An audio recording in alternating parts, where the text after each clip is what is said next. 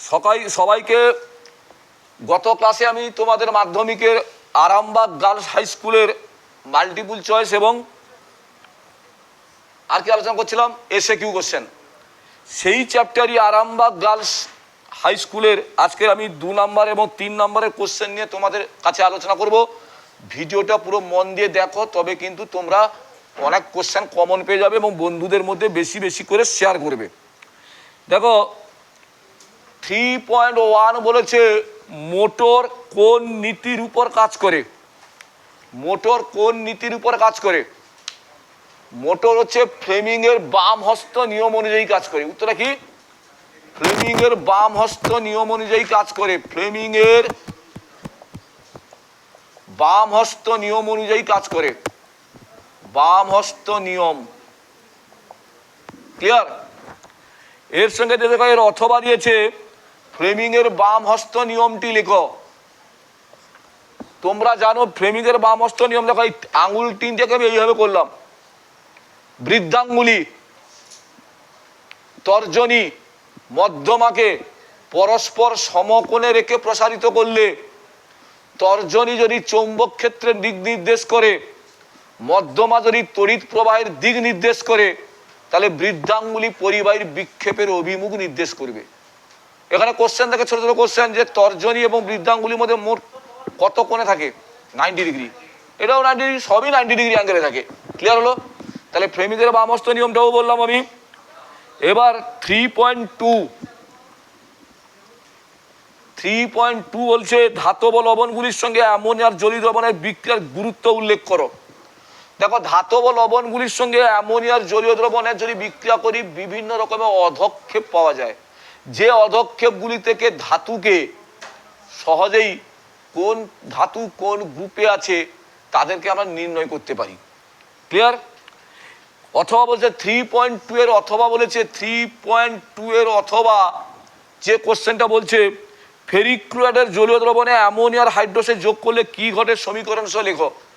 দেখো ferric chloride কিন্তু হলুদ বর্ণের, এর সঙ্গে অ্যামোনিয়ার জলীয় দ্রবণ চালনা করলে ferric হাইড্রোক্সাইডের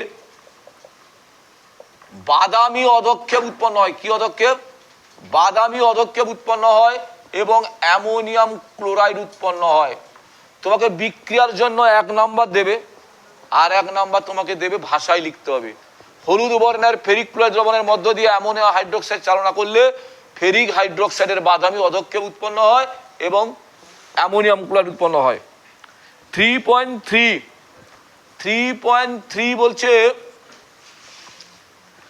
sodium, potassium, calcium, aluminium একে প্রকৃতিতে মুক্ত অবস্থায় পাওয়া যায় না। কেন? না, কারণ হচ্ছে এরা তড়িৎ রাসায়নিক শ্রেণীতে হাইড্রোজেনের অনেক উপরের দিকে অবস্থান করে। এরা মৌল অবস্থায় প্রচন্ড সক্রিয়, কারণ এদের বিজারণ ক্ষমতা সর্বাধিক। তাই তারা কারুর না কারুর সঙ্গে বিক্রিয়া করে থাকে বলে এদেরকে প্রকৃতিতে মুক্ত অবস্থায় পাওয়া যায় না। এর অর বলছে লোহার জিনিসের উপর 10টার প্রলেপ দেওয়ার উদ্দেশ্য কি? আমরা পড়েছি লোহা বা লোহা দ্রব্যের উপর জিঙ্কের প্রলেপ দিয়ে মরিচা নিবারণ করার জন্য জিঙ্কের প্রলেপ দেওয়া হয় এবং ওই পদ্ধতিটার নাম হচ্ছে গ্যালভানাইজেশন। তাহলে লোহার জিনিসের উপর 10টার প্রলেপ দেওয়া হয়, তার কারণ হচ্ছে যাতে লোহার দ্রব্যের উপর কোনো মরিচা না পড়ে, সেই জন্য। এবার আমরা তো বলছি গ্রুপ ডি 3 নম্বরের কোশ্চেন। গ্রুপ ডি 3 নম্বরের কোশ্চেন বলছে 4.1 একটা অঙ্ক দিয়েছে, প্রবাহিত থেকে একটা অঙ্ক দিয়েছে। 5 ওহম অভ্যন্তরীণ রোধ, অভ্যন্তরীণ রোধকে আমরা স্মল আর দিয়ে সূচিত করি। 5 ওহম অভ্যন্তরীণ রোধ এবং 2 ভোল্ট বিভব প্রভেদ বিশিষ্ট বিভব প্রভেদ V = 2 বিভব প্রভেদ বিশিষ্ট তড়িৎ চালক বল বিশিষ্ট, তড়িৎ চালক বল বলছি, তাহলে ভি হবে না, এটা ই হবে, ভোল্ট। তড়িৎ চালক বিশিষ্ট একটি কোষকে 15 ওহম রোধের সঙ্গে যুক্ত করা হলো। আর সমান 15 ওহম রোধের সাথে যুক্ত করা হলো।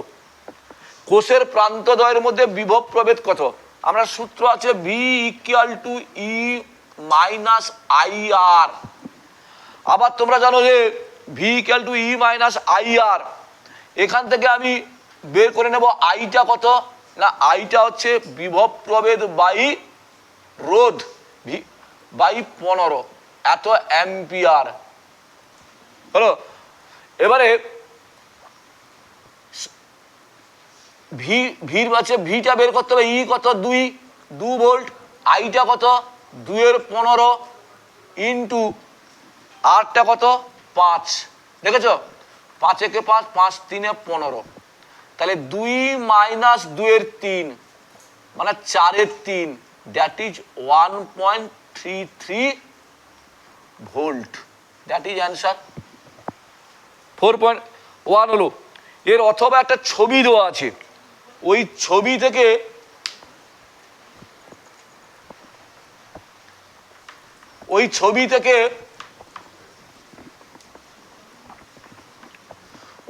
থেকে আমাদের বলেছে যে তুল্য রোধ নির্ণয় করে এবং প্রদত্ত বর্তনীতে 3 ওহম রোধের মধ্য দিয়ে কত প্রবাহ মাত্রা হবে। ছবিটা দেখো ভালো করে। অথবা কি দিয়েছে,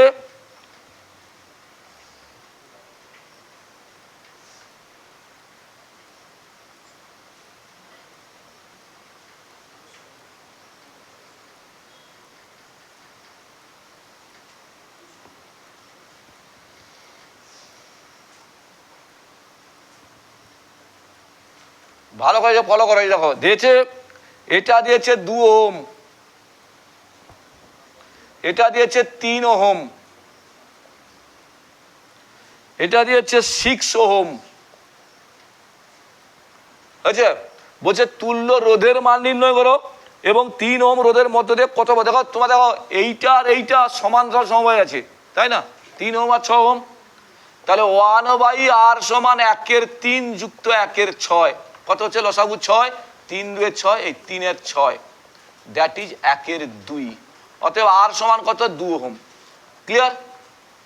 এই এর যে তুল্য রোধ এর সঙ্গে 2 ওহম কি আছে, শ্রেণী সমবায় আছে, তখন আবার তুল্য কত, আর ইকুয়াল টু 2 + 3, এই 2 + 2, 2 + 2 সমান 4 ওহম, এটা একটা অ্যান্সার। বলছে 3 ওহম রোধের মধ্য দিয়ে কত তড়িৎ প্রবাহ যাবে, কত তড়িৎ প্রবাহ, আই সমান আমরা কি, আচ্ছা এটার মান দেওয়া আছে 4.5 ভোল্ট, 4.5 ভোল্ট। আমরা কি আই সমান ভি বাই আর, ভিটা কত 4.5, আরটা কত এই যে 3,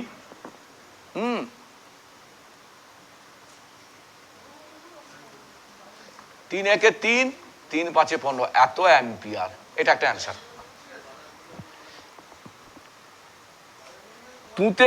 তুঁতের অণুতে 4.5, তুঁতের অণুতে কেলাস জলের শতকরা মাত্রা বের করো। দেখো তুঁতেতে CuSO, তুঁতের সঙ্গে এটা CuSO4 5H2O, এখানে কপার সালফেটের ওজনটা বের করো। কপার বলে দিয়েছে প্রশ্নে 63.5, 63.5, সালফার 32, 16 4 64, আর এখানে 5 × 18, তাহলে আমরা কি লিখবো,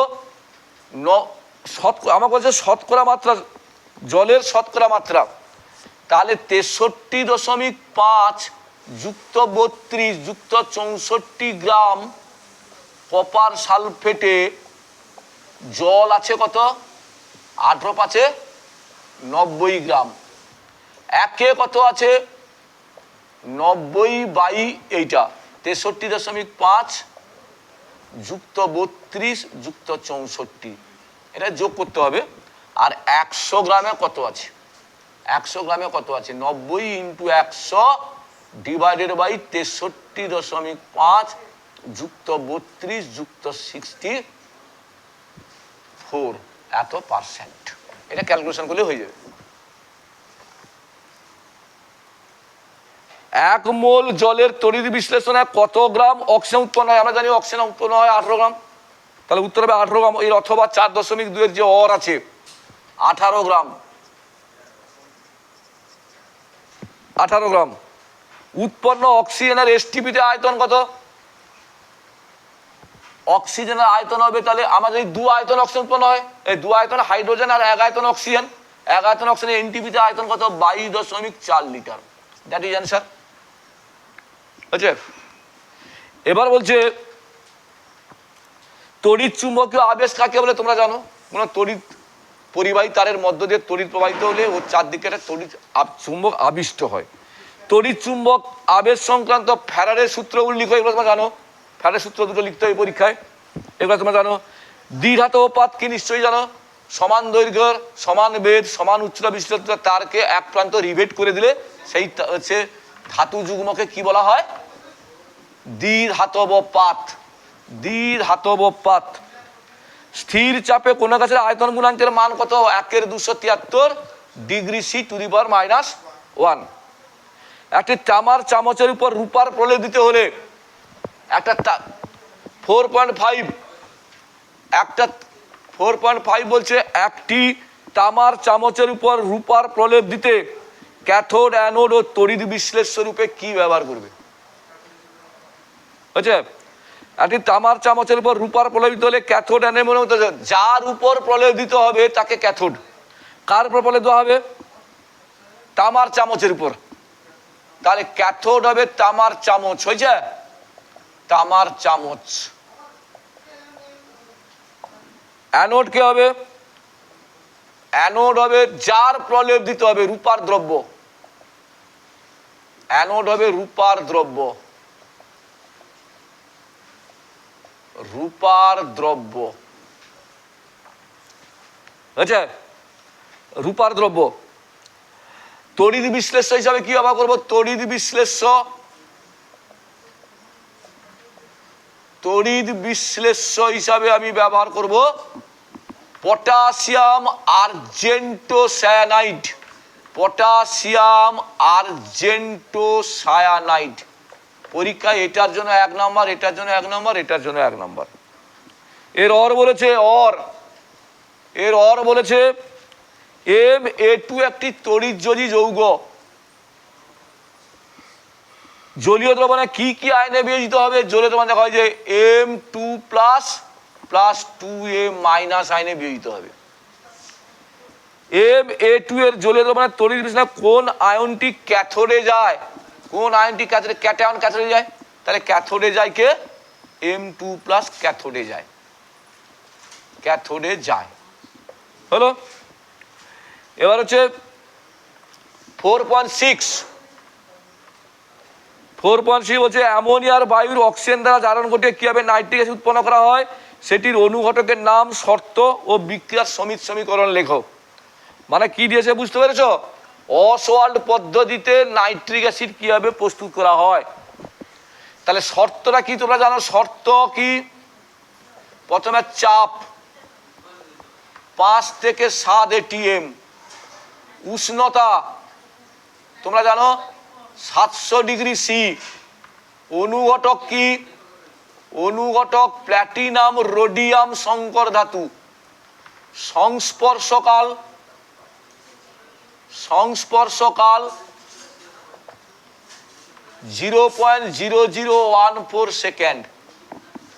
বিক্রিয়াগুলো কি লিখতে হবে? বিক্রিয়া বলতে হবে 4NH3 + 5O2, 4NO + 5H2O, NO যুক্ত O2, NO2, NO2 যুক্ত জল, HNO3 যুক্ত NO। এই বিক্রিয়া লিখলে এটার জন্য 1.5, এটার জন্য 1.5। আজকের তোমাদের আমি আরামবাগ গার্লস হাই স্কুলের কোশ্চেন পেপারটা সলভ করে দিলাম। তোমরা ভিডিওটা ভালো করে ফলো করো। এর মধ্যে অনেকগুলো প্রশ্ন তোমাদের সেকেন্ড সামেটিভ টেস্টে পড়ার সম্ভাবনা রয়েছে। এবং তোমরা আর একটা কাজ করবে, এই ভিডিওটি বন্ধুদের মধ্যে বেশি বেশি করে শেয়ার করবে। No subscribe, no next video. পরবর্তী ক্লাসে দেখা হবে।